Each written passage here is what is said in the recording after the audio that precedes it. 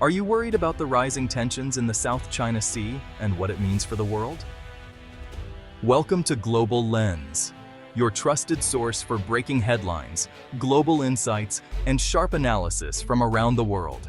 If you are new here, do not forget to hit that subscribe button so that you never miss an update. Today, we're diving into the escalating tensions between China and the Philippines in the South China Sea. On the surface, it's a territorial dispute, but it's really about power, alliances, and the future of global order. Why do certain countries back China, even when it means going against international opinion? Understanding who supports China and why reveals the deeper currents shaping our world. So, let's break down the web of relationships behind China's support base. We'll look at the evidence, the history, and the economic ties that drive these alliances. Let's get started. First up, Russia.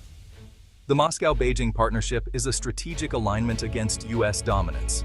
Joint drills project a united front, challenging Western alliances. China is Russia's economic lifeline, deepening interdependence.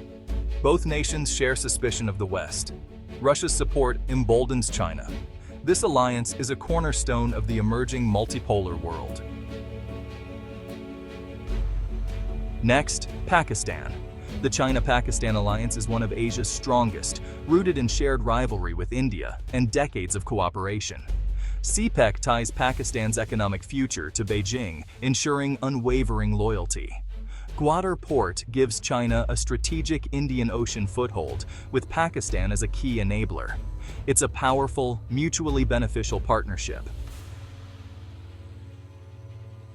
Now Cambodia, China's most reliable partner in ASEAN.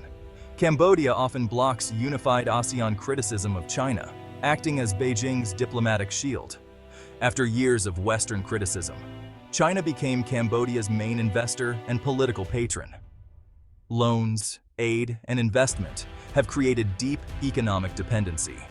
Cambodia's veto power has repeatedly prevented ASEAN from taking a strong stance on the South China Sea. The Ream Naval Base, expanded with Chinese help, raises regional concerns about China's military reach. Cambodia's support is transactional, economic, and political backing in exchange for diplomatic cover. This alliance undermines ASEAN unity and strengthens China's hand. For Cambodia, siding with China is about regime survival and economic pragmatism. It's a clear example of how Beijing uses patronage to secure regional allies. Next door, Laos quietly aligns with China, despite having no direct stake in the South China Sea. The China-Laos Railway symbolizes their deep economic integration, promising development, but creating massive debt. This debt gives China powerful leverage. Laos can't afford to antagonize Beijing.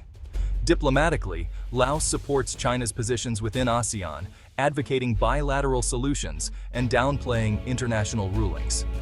Alongside Cambodia, Laos helps form a pro-China bloc that weakens ASEAN's collective power.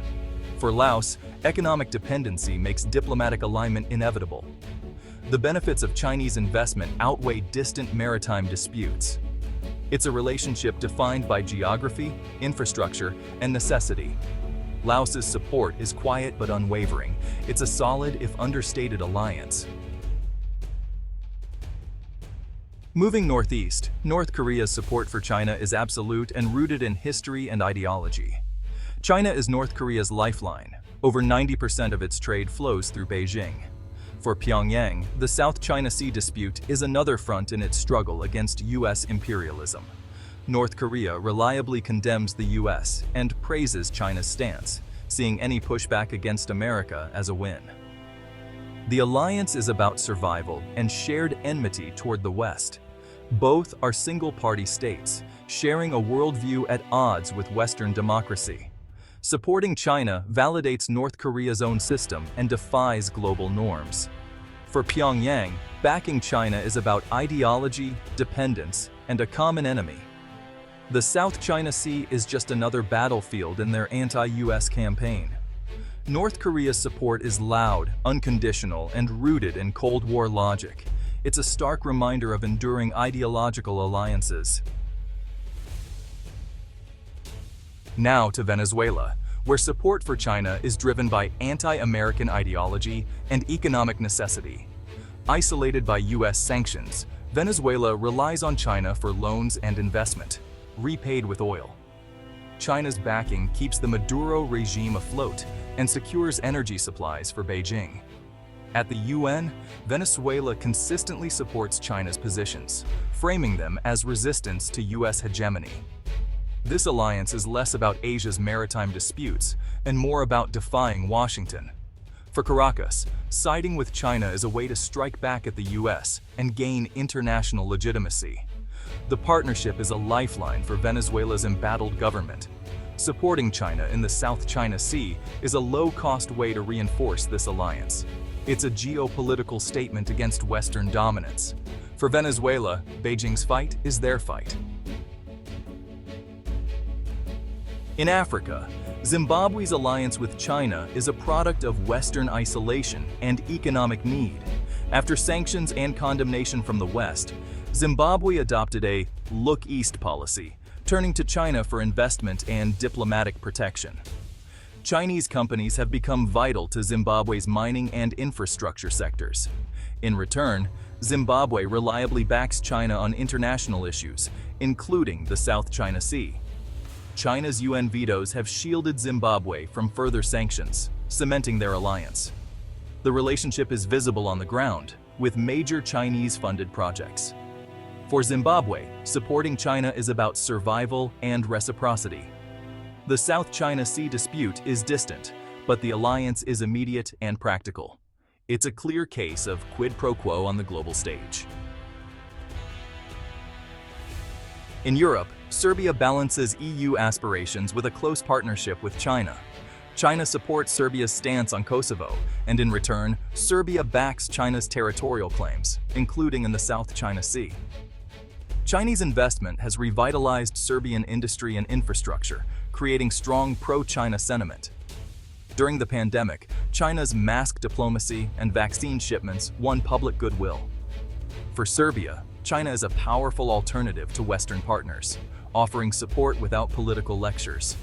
Backing China is a reciprocal gesture and a pragmatic choice. The alliance is built on mutual support for sovereignty and economic modernization. Serbia is China's bridgehead into Europe. Supporting Beijing against the Philippines maintains this special relationship. It's a strategic partnership with benefits on both sides. In the Middle East, Iran and China are united by deep economic ties and shared opposition to US influence. China is a top buyer of Iranian oil, defying sanctions and providing Tehran with critical revenue. Their 25-year strategic pact cements economic and military cooperation. Iran sees US presence in the Persian Gulf as similar to US actions in the South China Sea. Both are resisted. Joint naval drills with China and Russia signal a growing anti-US bloc. For Iran, supporting China is central to its foreign policy and survival. The alliance is about building a world less dominated by Washington.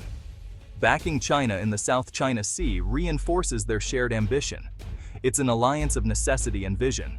Iran's support is strategic, ideological, and deeply rooted. Together, they challenge the US-led order. Back in Africa, Sudan's support for China is grounded in economic necessity and diplomatic reciprocity. China invested heavily in Sudan's oil sector when the West imposed sanctions, becoming its main economic partner. In return, Sudan backs China on sensitive issues, including the South China Sea. Even after political upheaval, Sudan can't afford to alienate Beijing. Chinese investment is crucial for recovery. At the UN, Sudan sides with China or avoids criticism. For Sudan, supporting China is pragmatic, about stability and survival, not principle. The alliance is a legacy of oil, investment, and mutual benefit. It's a logical, if unenthusiastic, choice. After exploring these alliances, a pattern emerges. Support for China is driven by history economics ideology and a shared challenge to Western dominance. Each country has its own reasons, but together they form a powerful bloc. The South China Sea is just the stage. The real contest is over the future world order. Understanding these alliances is key to grasping where global power is shifting. It's not about taking sides, but about seeing the deeper forces at play. Thanks for watching. Share your thoughts below. See you next time.